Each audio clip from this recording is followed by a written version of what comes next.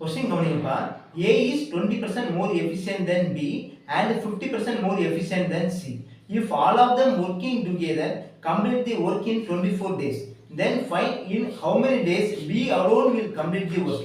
என்ன கேட்கறாங்கன்னா A வந்து B ஐ விட 20% அதிக எஃபிஷியன்சியா ஒர்க் பண்ணுவாங்க. அதே நேரம் C ஐ விட 50% அதிகமா ஒர்க் பண்ணுவாங்க. ஓகேங்களா?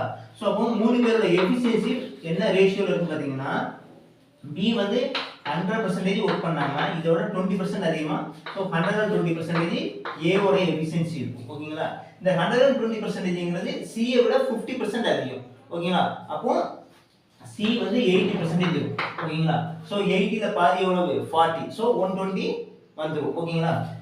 சோ ஸ்டார்ட் பண்ணீங்கன்னா பாருங்க 620 சார் 120, 520 சார் 100, 820 சார் 420 சார் எவ்வளவு 80.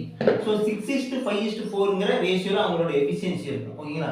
சோ இப்போ டோட்டல் எஃபிஷியன்சி பாத்தீங்கன்னா 6 இது ஒரு 4 இது ஒரு 5 மொத்தம் எவ்வளவு ஆச்சு 15 ஆச்சு.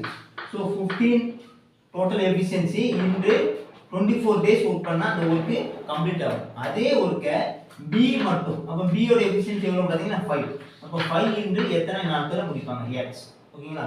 சோ ஸ்டார்ட் பண்ணீங்கன்னா 15 சார் இங்க 35 சார். சோ 3 into 24 எவ்வளவு 72. சோ B மட்டும் தனியா வொர்க் பண்ணாங்கன்னா 72 டேஸ்ல அந்த வொர்க்க கம்ப்ளீட் பண்ணுவாங்க. நம்ம வீடியோ பிடிச்சிருந்தா फ्रेंड्स எல்லாத்துக்கும் ஷேர் பண்ணுங்க. நம்ம சேனலை சப்ஸ்கிரைப் பண்ணுங்க. நமக்கு சப்போர்ட் பண்ணுங்க. Thank you.